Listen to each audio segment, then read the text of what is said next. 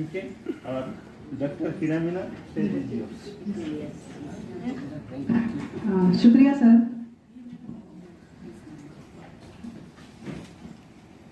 मैं थोड़ा सा परिचय फिर से दे देती हूँ। मैं राजस्थान से हूँ और राजस्थान की मीना जनजाति से हूँ। मेरा नाम डॉक्टर हीरा मीना है। राजस्थान में हम आबादी के रूप में पहले नंबर पर आते हैं, बाकी आदिवासियों के तौर पे, और पूरे भारत में 5वें नंबर पर आते हैं। और मैं उसी पूरे समुदाय का प्रतिनिधित्व करने के लिए हर मंच पे जाती हूँ। और ये मानव संग्रहालय ने मुझे बहुत बड़ा एक क्या बोलूँ बहुत बड़ा अवदान दिया है कि मैंने अपनी भाषा और संस्कृति को यहाँ आने के बाद सहेजना सीखा है।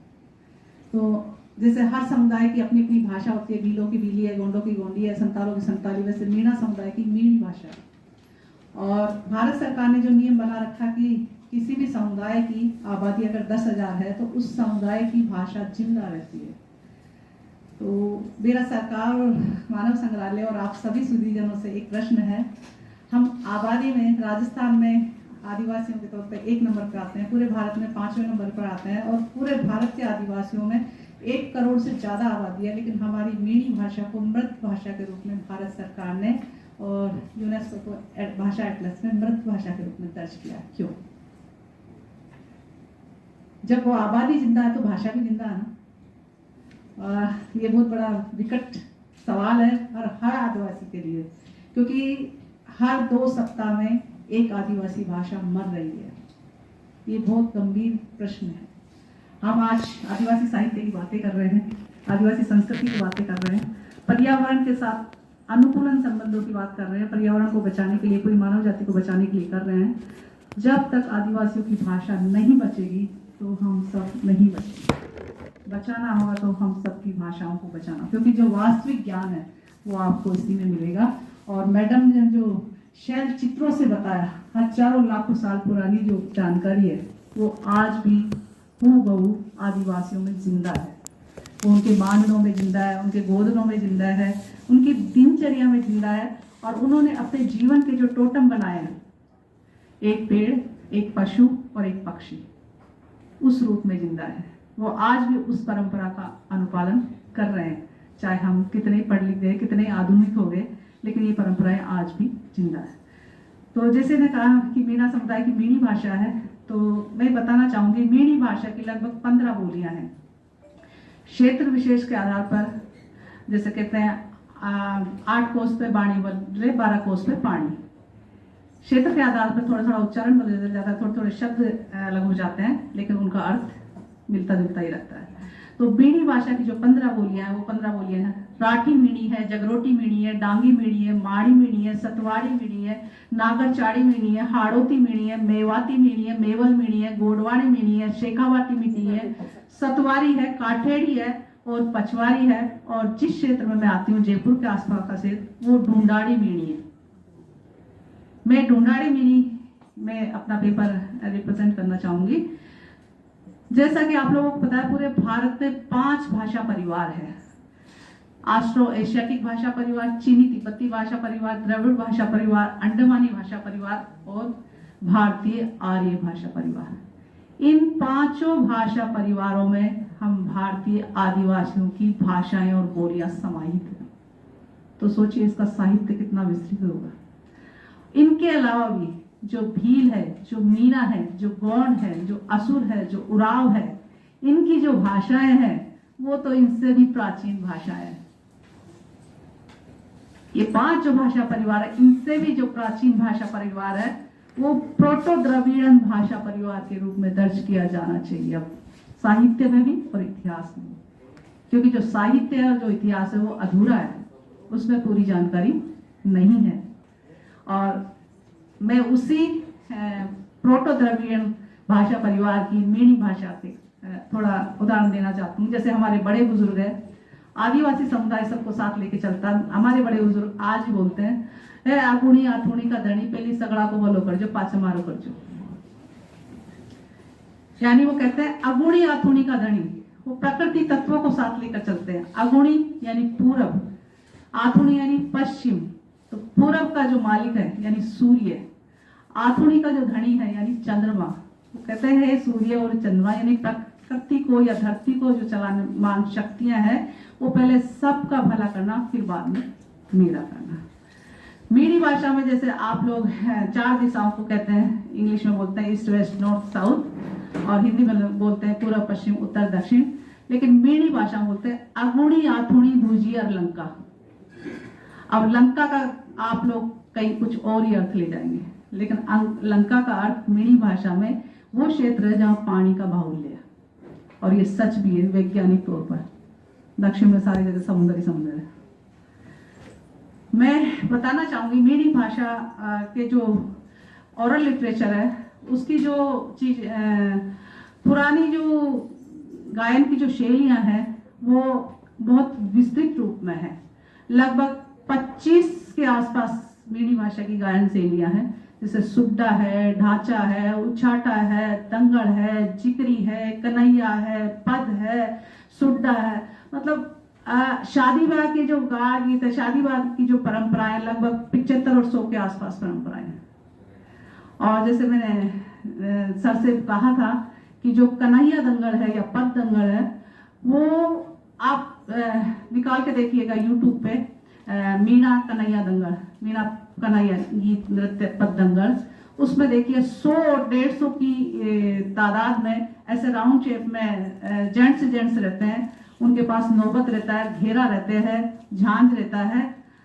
उन तीनों के साथ वो इतना तालमेल करके गाते हैं, नाचते हैं, और लोक नाट्य या लोक कथाएं भी गाते हैं। और वर्तमान परिवेश की जो समस्याएं हैं, जो समाज सुधार की जो बातें हैं, या समाज को नया संदेश देने की जो चीजें हैं, वो भी उसके माध्यम से वो पेश करते हैं। और उस शैली को जब आप देखेंगे तो आपको लगेगा ये कोई रण कौशल है, ये कोई रण की तैयारी है, या रण का प्रशिक्षण दिया जाता है। ऐसे ही एक डंडेल गीत नृत्य, ये डंडेल गीत नृत्य आपको इससे डांडिया का परिदृश्य समझ में आ रहा होगा, चित्र उभरा होगा, लेकिन डांडिया अलग है, वो मतलब सॉफ्ट वे पे बस डांस करते हैं। लेकिन जब डंडेल आप देखोगे तो आपके रोम रोम खड़े हो जाएंगे, आपका खून का दौरा तेज हो जाएगा, आप थिरकने लग जाएंगे उसमें। ऐसा है मीणा समुदाय की जो डंडेल गीत नृत्य शैली है। तो इन गीतों मतलब छोटे छोटे गीतों से मैंने ये आलेख तैयार किया है, काफी बड़ा आलेख है। तो मैं कुछ गीत पेश करके मैं अपनी जो मौखिक परंपरा है, जो वाचिक परंपरा या पुरखोती परंपरा जो विलुप्त होती जा रही है या विलुप्त होने के कगार पर है, उसको मतलब जीवन की तरफ से समझ आई है, उससे सहेजने का प्रयास किया है। और 2 अनमोल कृतियां मैंने प्रकाशित की है, वाचिक साहित्य की पुरखोती परंपराएं और गीत। दूसरी है वीणा ब्याह गीत गाड़ संसार। इसमें पुरानी वो ओरल लिटरेचर को ही मैंने सहेजा है, पुरखोती परंपराओं को ही सहेजा है। और आदिवासी इसको पुरखा साहित्य या पुरखोती साहित्य ही कहते हैं, या वाचिक साहित्य या मौखिक साहित्य या आरेचर साहित्य भी बोलते हैं। ये लोक और फोक नहीं बोलते, जैसा इस पे कल काफी कुछ चर्चा हो गई है, क्यों नहीं बोलते लोक और फोक। हम पुरखोती या पुरखो साहित्य इसलिए कहते हैं कि हमारे पुरखों ने, दादा के दादा ने, दादा के दादा ने, दादा के दादा ने, या दादी की दादी ने, दादी की दादी ने, या नानी की नानी ने, मतलब सदियों से एक पीढ़ी से दूसरी पीढ़ी इन चीजों को सहेज पिलाई है। यानी पुरखों से हमने वो ज्ञान सहेजा है, इसीलिए इसको पुरखा साहित्य या पुरखोती साहित्य या आरेचर साहित्य हम नाम देते हैं। ये कोई काल्पनिक नहीं है, ये जीवंत है, जो पूरे जनजीवन या उनकी जो जीवन दर्शन है या जो उनकी दैनिक दिनचर्या है, उन सब से जुड़ा हुआ। जैसा सभी ने बताया कि आदिवासियों का जो साहित्य है, वो जो जीवन जीते हैं वो ही उनका साहित्य है। जैसे जंगल पहाड़ नदी नाले सबसे उनका गहरा रिश्ता है, तो और जंगल पहाड़ नदी नाले सब जगह हैं। और मैं तो उस मीणा समुदाय से हूँ जो विश्व की सबसे पुरानी प्राचीन पर्वतमाला अरावली के आसपास निवास करते हैं। अरावली को आप सर्च करेंगे, विश्व की सबसे प्राचीन पर्वतमाला है, तो भील मीणाओं का इतिहास आपको अपने आप थोड़ा थोड़ा समझ में आने लगा कि ये कितनी पुरानी कौम होगी। और इसका और इतिहास में जाए तो सिंधु घाटी सभ्यता से पहुंच जाएंगे आप, और उनके जो अवशेष जैसे मैंने शैल चित्रों के माध्यम से बताया, वो सारे वहां मिलेंगे आपको, और वही चित्रलिपि है वहाँ।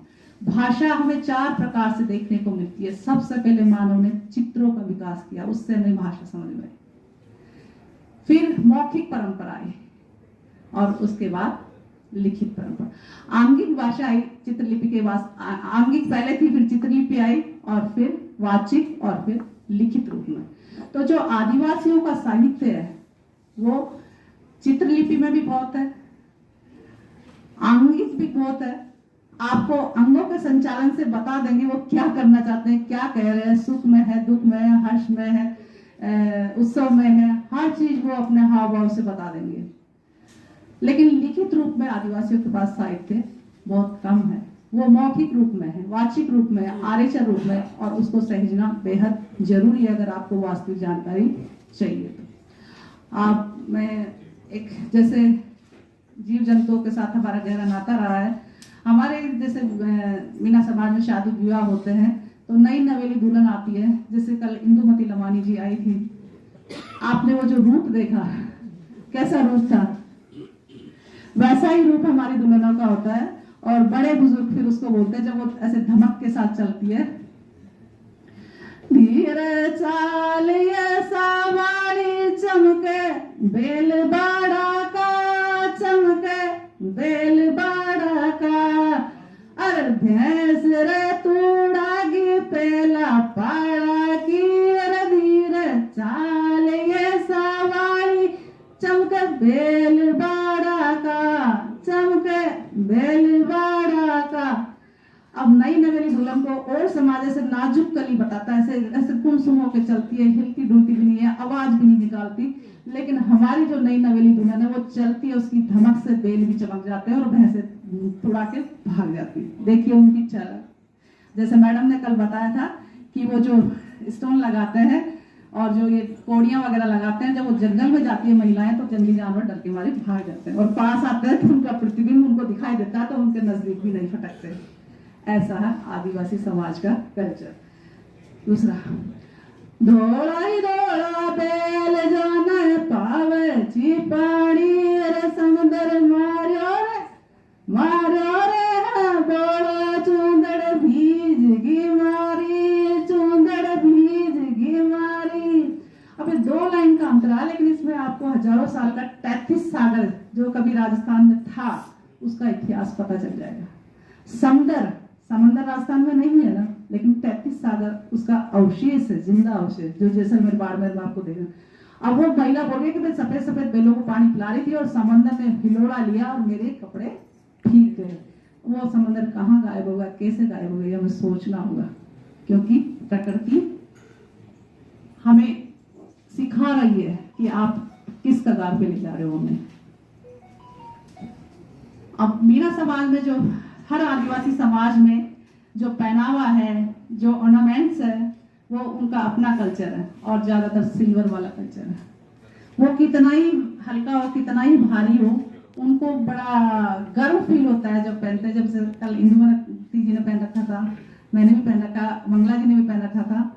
और यही हमारी सांस्कृतिक विरासत है। इस भारत की बहुभाषिक, बहुसांस्कृतिक, बहुभौगोलिक, हाँ, ये जो खूबसूरत गुलिस्ता है, बहुरंगी गुलिस्ता, ये हम सब आदिवासियों से ही खिला हुआ है और खिला रहेगा।